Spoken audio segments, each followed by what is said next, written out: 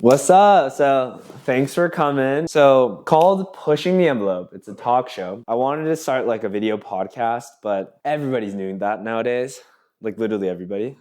So, I was just kind of like, okay, how can I make this different? Yeah. So, the talk part kind of stemmed from, UCSB, the Com Alumni Association, like maybe 6 months to a year after I graduated, hit me up. The alumni person hit me up and was like, hey, we're doing like a panel event with alumni coming back and just kind of talking to students about getting into careers and blah, blah, blah. They asked me to be there because they'll do breakout rooms and talk. Turns out like most of the questions were like for me and like other people that like were maybe a year or two out of college, recent grads, young professionals in their respective industries. And that I think just something got me thinking about that and just like how valuable like young professional opinions are, because there's always that notion, of like, okay, say I'm starting in TV, like go talk to someone, this person, like my boss who's been in the industry for 30 years, and like talk with them and get advice from them. And I think that's super valuable too, but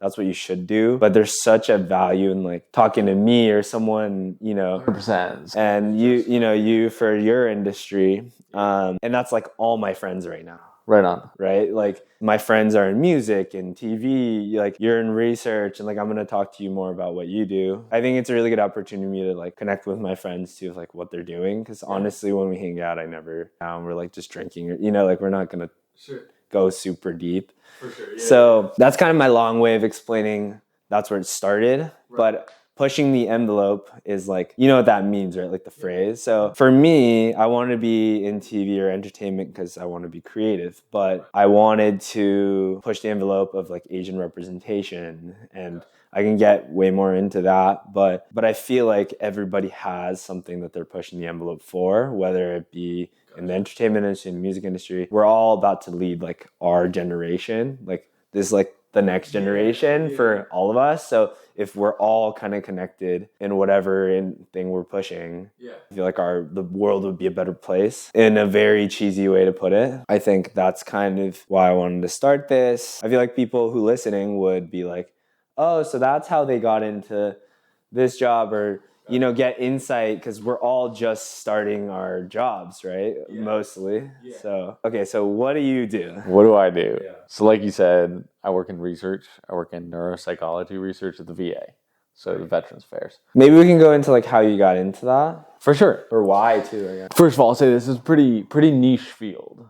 Like it's when you're going through college, it's not the first thing that you think of. I ended up majoring in psychology, doing clinical psychology in my undergrad, because I was really interested in, let me backtrack a few steps here. I first found social sciences in like my first year of university. I found sociology classes, and I was immediately like fascinated with just the study of humans, right? Like, I just thought it was interesting, right? Like took a class, was like, yeah, this is kind of cool. And then kind of went with it. Originally, I was a biology major, thinking of doing kinesiology, and I was going to be like an athletic trainer, and like because you played soccer. So I wanted to stay in athletics and do that sort of thing. Found sociology, was like, man, humans are interesting. It's cool to study this stuff. And then I found psychology. All it was sociology was kind of the macro study of humans, and psychology is kind of the micro study of humans. Right. It's like the individual, right? And it just kind of got more and more interesting. Fast forward a few years, end up at UCSD down in San Diego, and majored in clinical psychology, kind of studying mental diagnostic, clinical work, that sort of stuff. The first career out of college for most students is research. It's like in that field specifically. For psychology majors, and it's a stepping stone. Most individuals, like the job that I do, I'm a research like associate or research assistant. It's like very entry level. Is that what do you call it, an RA? Exactly, an RA. It kind of builds for a lot of people into getting their PhDs. In the field that I'm in, you don't have to get your master's to get your PhD. You kind of go straight into it, right? See, I wouldn't have known that. So a lot of people working in the field that I'm doing who want to pursue either neuropsychology, psychology, clinical psychology, any of those kind of intertwined fields can jump straight into their PhD programs. And a lot of people do that. Do you think that is like, for people who didn't know that, like me, do you think that's kind of like a loophole? Like, or do you think it's just different? Like, I honestly don't know. It's a good question. I think it's just different. I think as I've kind of gone further and further in academia, I've just realized that every sort of major has its own caveats and every sort of major has its own like intricacies. And psychology is just one of those fields where if you want to take it as far as you can, they're not going to bother you with the intermediate stuff. They're going to say, if you want to do your PhD, you apply for your PhD and you'll earn your master's on your way. But it's like your first 2 years would be like a master's program. It just kind of follows. So you're currently in RA or? Yeah. So right now my position is as a research assistant at the VA in San Diego. And then what's next? So after I've explained all of that, I'll backtrack and say I'm not going to do any of that. Oh, okay, cool. Very cool. So you don't really like it? Yeah. So maybe that's where that would be cool. Yeah. Where we could start is like I'm maybe one of those people who started a career after graduating, and it's not the career I want to do. Right, which is totally normal. Man, it's shocking how many people do that. And I think that like stories available to us are all the people that were super successful. I think the reality is it's a small percentage of people that do that and have the luxury of that. And so still finding my way, still finding out what I want to do. So you think, I guess there's two questions I have. But like one, do you think you'll stay in that kind of field, like in the area, or just you're going to take a 180 degree flip and suddenly do like TV or? I really like psychology. Okay. I really like humans. I love human interaction. It's something I want to study, but what I've been thinking and what I'm currently applying for master's programs for is counseling. I'm thinking about becoming a therapist and going into professional counseling. So you think you just feel like research just wasn't for you? Yeah, exactly. And for me, I think the big thing was I always wanted to kind of, for lack of a better term, like get my hands dirty. I wanted to work with people. I wanted to be really hands-on and active in the work that I'm doing. And research for me it's super impactful for the people that do it and for the results that we find, but it's also very hands-off. And so, for example, I'll work with veterans, right? I work with combat deployed veterans, and I work with maybe 4 a month.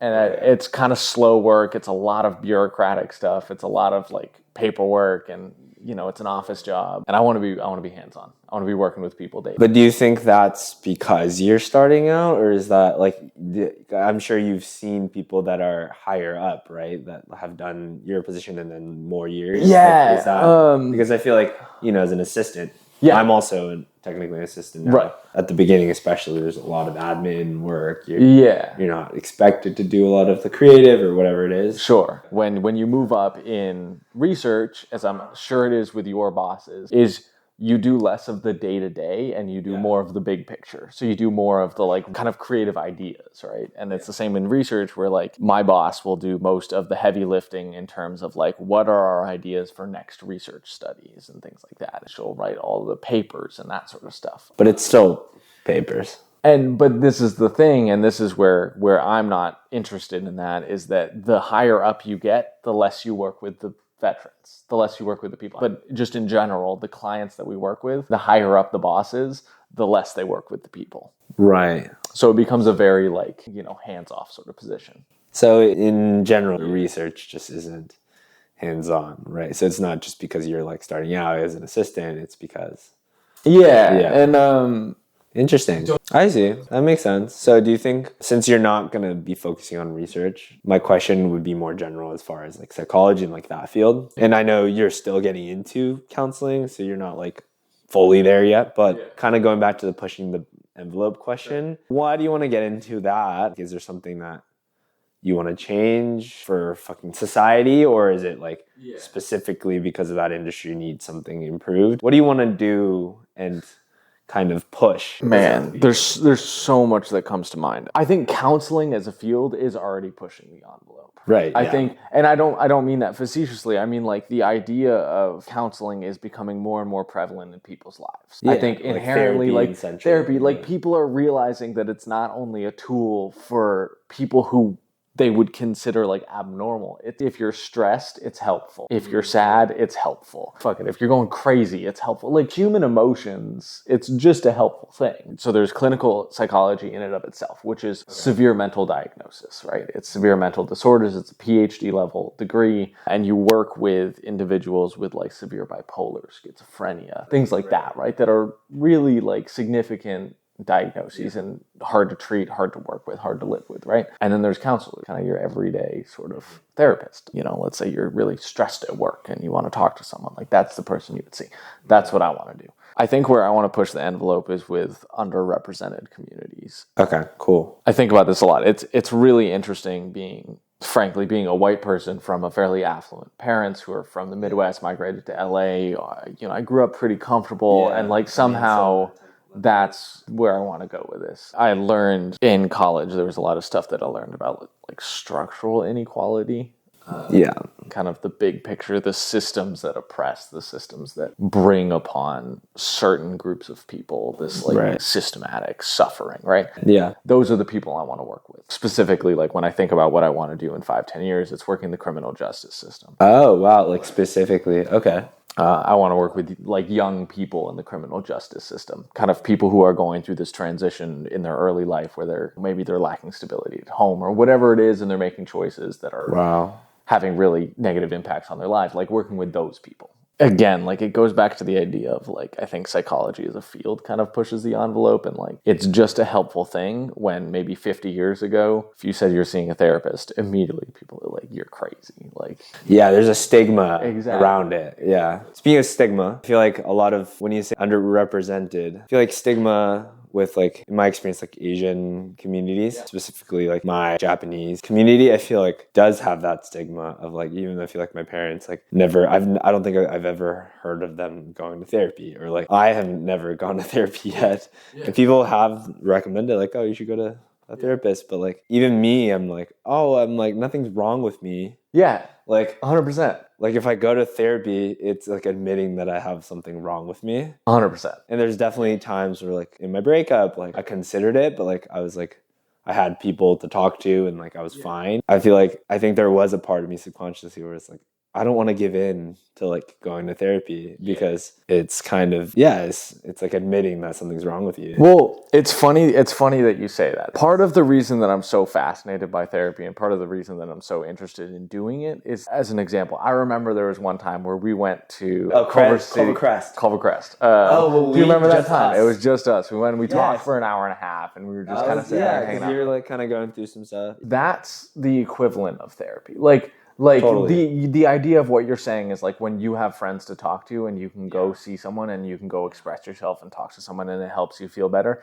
That's all it is. Like, right. We're pushing the envelope in that way. There's plenty of people in this world who don't feel like they have friends to talk to, or even if maybe they do have friends that they can talk to and they don't feel comfortable talking to them, especially about certain topics. 100%. So it's that's all it is. Or even just telling, like, I think most of my friends now like don't give a shit, but like if I were to be like, oh, like I'm gonna go see my therapist like today, or like, oh, I'm going to my therapy session like next week, I'd feel like, oh, what if he thinks like I'm your own like sort like am I okay, you know, like right? Because I feel like before now I would, if you would tell me like, oh, like I went to go see my therapist and then, you know, we're hanging out, like I'd be like, oh, are you okay, you know, because like I think you're going for a specific reason or something. 100%. Just for the fun of it, like walk around for a week and tell your friends you're going to therapy. Like you're gonna get like the reaction you would never expect. They're gonna be like, nice, dude. Cool. Like, good for you. Like, right. Part of what I want to do and part of like going into the criminal justice system and working with like underprivileged youth, talk about the whole like masculinity thing too. There's just a whole side of men too that have a hard time like really letting this whole thing go. And like, it's not just you, it's not just me, it's like everyone. Like,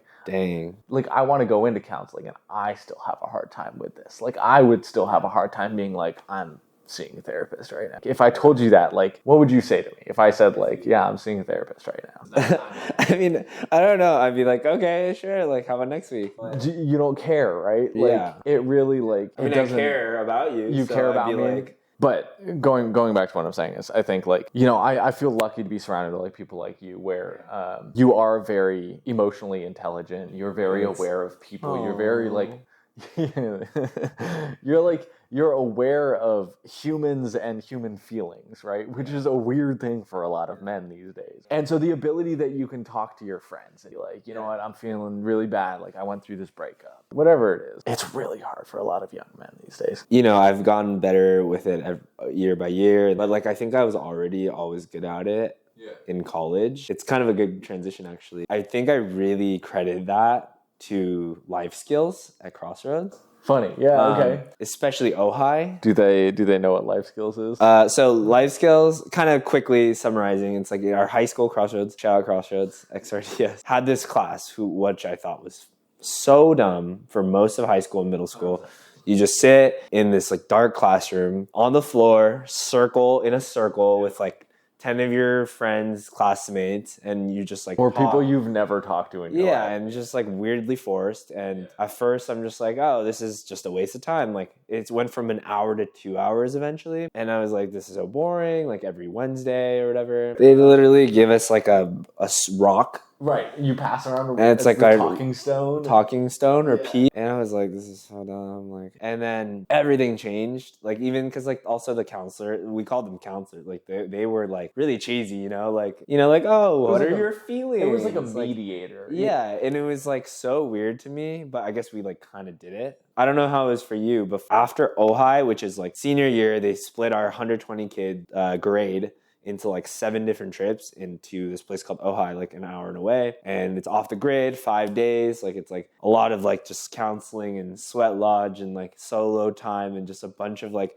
very Zen spiritual stuff, which is kind of weird to talk about, but people like hearing about it. What a wild like high school experience. Very wild. It was like a senior tradition. That everything changed for me after that trip, because I realized how important it was to talk about your feelings and like how good I felt after. Yeah. And I remember, we weren't on the same trip, but like people opened up about like having like eating disorders or having depression or blah, blah, blah. And like me not knowing that while spending 4 or even more years, like maybe 6, 7 years with them. And I never knew, I saw them every day and I never knew any of this, shocked me. And I was like, to people I actually like talked to and thought I was close with. So I think that really struck me and like affected me in my college. And like I would always open up to people and like, in my relationship too, maybe a little too much, but I think that's where it kind of, for me, I was like, I don't care about me being a guy and not like, like I like talking to people and like getting close like that. It's really interesting that you bring that up. I was going to ask like, what was the transition point? So it sounds like, oh, hi, what's the transition for you is like, you realize like, wow, like, this makes me feel really good. Looking back, I think so. I didn't know at the time. I mean, what a weird, wacky experience. Like when you think about like normal high school, like no one does going to a retreat with 12 or 15, like 20 people. Yeah. I was so happy though there. Never been, I've been happy, but never been that I felt, at that point, I'd never been that happy. And it's really funny how much, like you're saying, like opening up and being able to share with people and being able to share that space and like not being around your phone and like really trying to be present and like staying with the people around you. Like that is a weird experience, but how rewarding and how incredible. And it sounds like you took away this lesson that was like, when I open up to people, it helps me be happy. Yeah, I guess I didn't even realize that until you said that, but yeah. Like that's cool. Like that's really cool. Like and that is in essence what I want to be as a counselor, is just to be the place for someone to realize that. At the end of the day, like pushing the envelope for me is that it's loosening the boundaries of what we define as like okay and not okay. Like what we can do as humans for each other, what we can do to kind of like share our own burdens and talk to each other, advocate for it. But you had the feel, you got the emotionality of that, which is you walked away feeling better.